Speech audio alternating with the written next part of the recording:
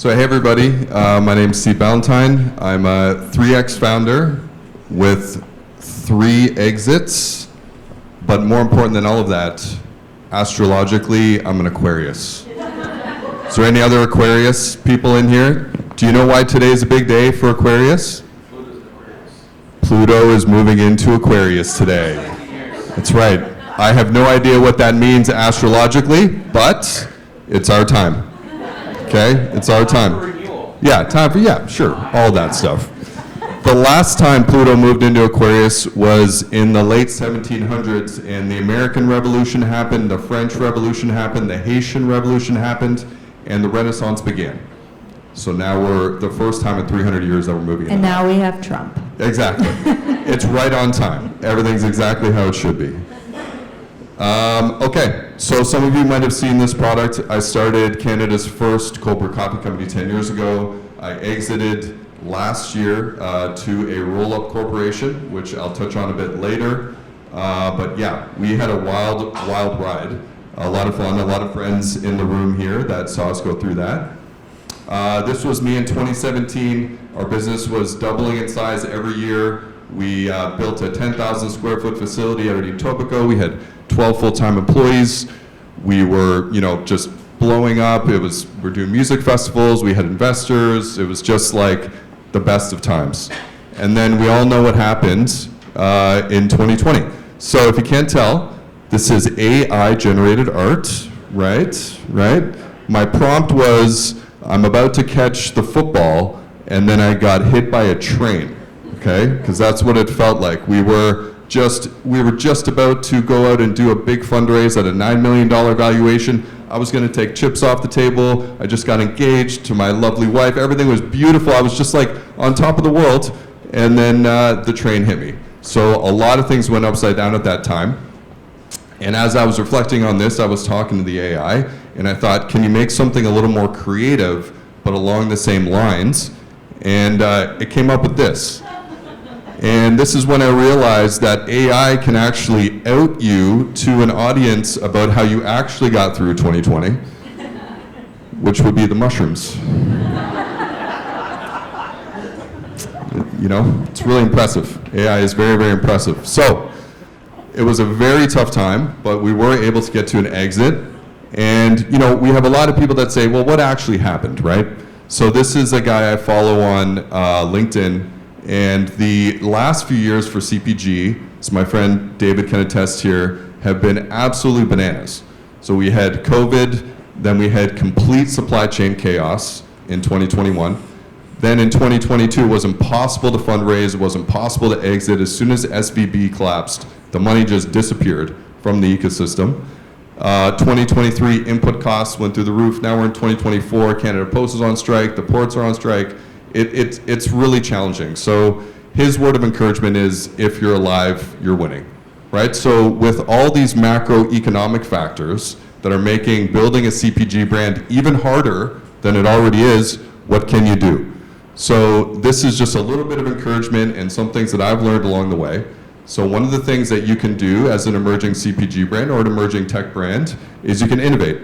And one of the simple ways I work with my mentees or my clients on innovation is taking 2 things that don't normally go together and putting them together. So for me, that was the specialty coffee space and the craft beer space at Station Cold Brew. Everything we did, from our branding to our packaging to the events we went to the businesses we partnered with, all reflected that merge, and no one had really seen that at the time. So that was the way we innovated.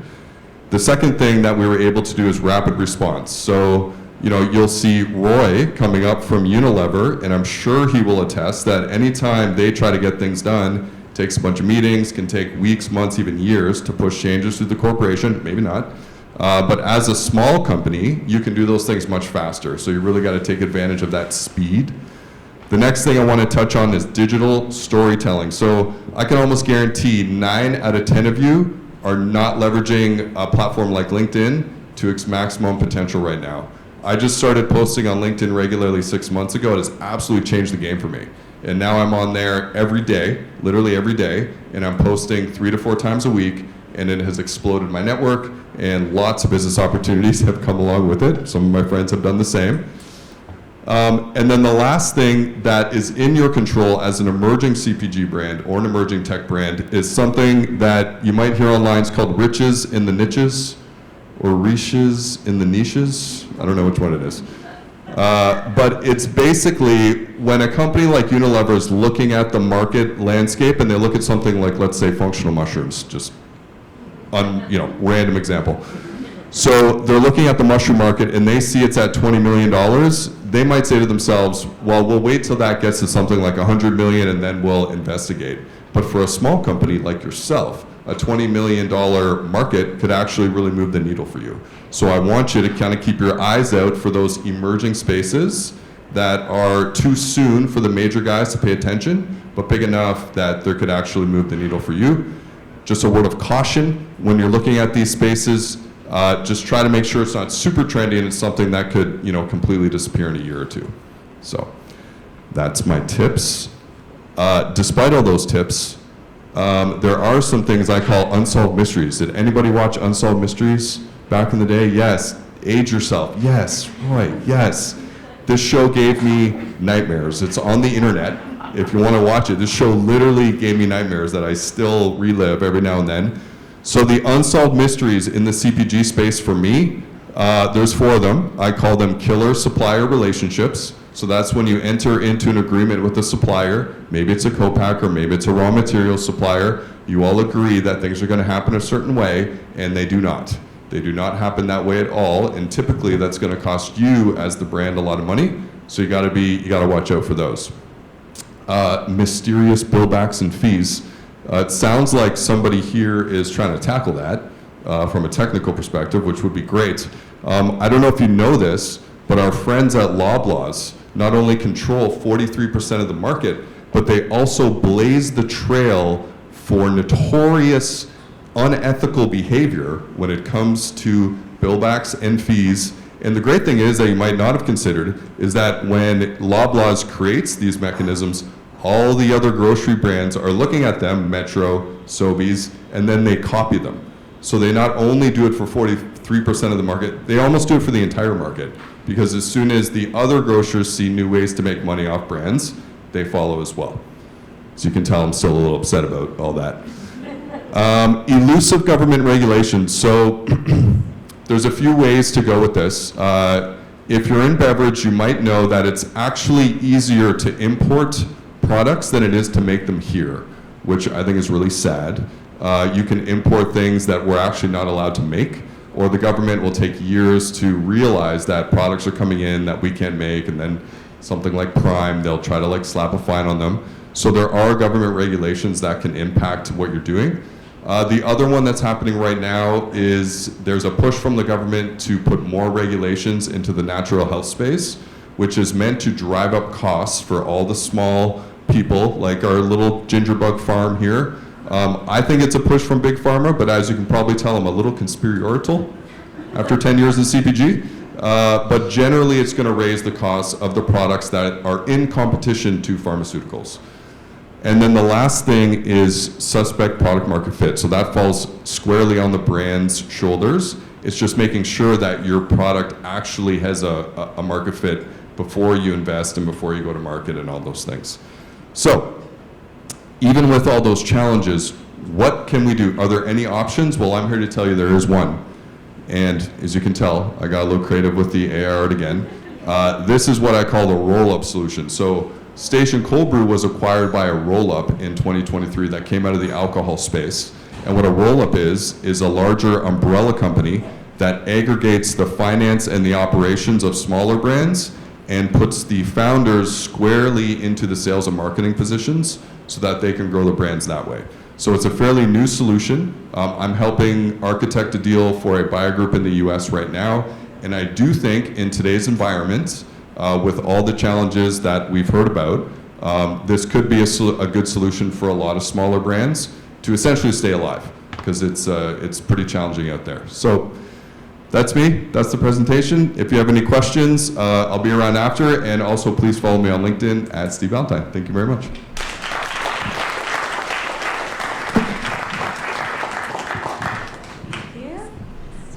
Yeah. Well, we're doing, it's both of us now. Do we have any questions right now for Steve before we move on? No? All right. Oh, there is one in the back. There is one. Okay. I'll run.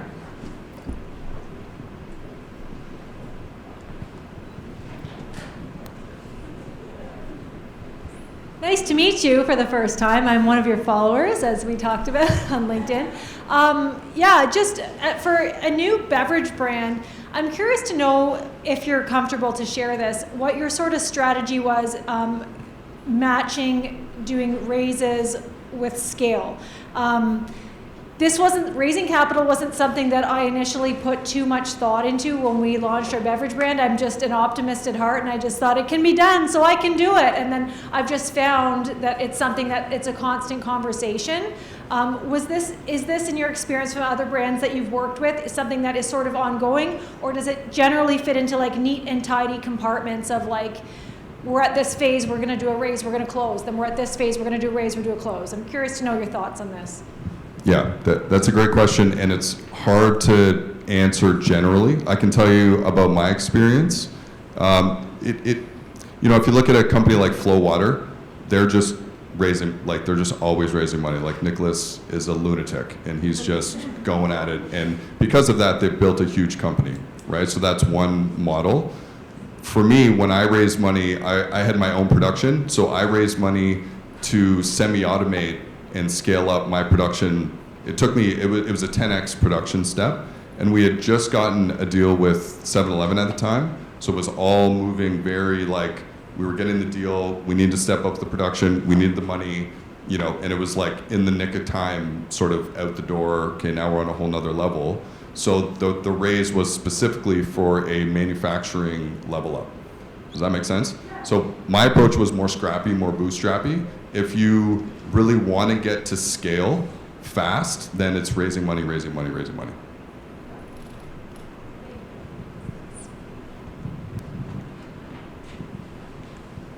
Fellow Aquarian.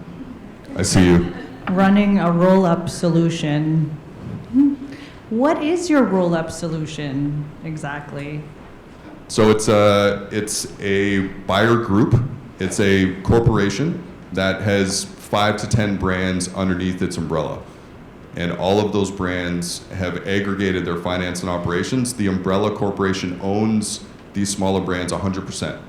So it's kind of like a Hollywood studio model. If you own them 100%, then supply the back-end infrastructure, accounting, and buy the companies and put the founders into sales and marketing positions, like producer, yes, director, writer, yes, kind of thing. Yeah. Okay, I don't know about that analogy, but yes. Yeah, that kind of makes sense to me. Yeah. So asked by the producer. Yeah, there you go. So as a founder, I was spending 60 to 70% of my time just on my facility, right? I wasn't growing the company. I had other people doing that, but we all know no one can sell like the founder. So the thesis is, if we take the finance and the operations off their table, that they will be, collectively, they'll be able to grow much quicker. Thank you for that. Great. And then we had Roy.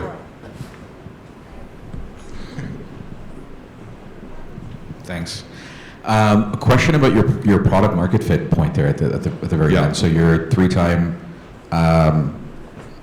founder with Exit. So just wondering, can you tell us a little bit about how did you iterate through all of that train hitting you with a football and everything, and how did you find that product market fit in a repeatable way, because you've done it a few times now?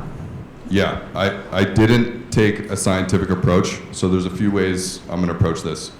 The first way is today, there's companies that can help you with product market fit. There's a company in particular that is called Go CPG. It's an AI company. They're just launching. They're going to be doing a free product market fit scorecard for CPG brands. So it's a friend of mine, Sachi, definitely check that out.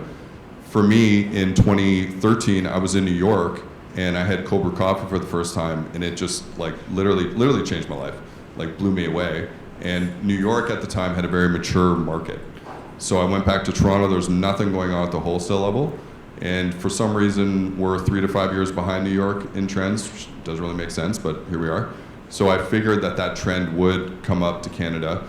And then now it took longer, but I don't know if you've noticed, Tim Hortons has cold brew, McDonald's has cold brew, Starbucks had cold brew for a long time. So it did come, but we move slow. I don't know why. There's something up here that makes us move slow. So that was my very unscientific way of finding product market fit, is looking at trends happening in other parts of the world that are likely to land here.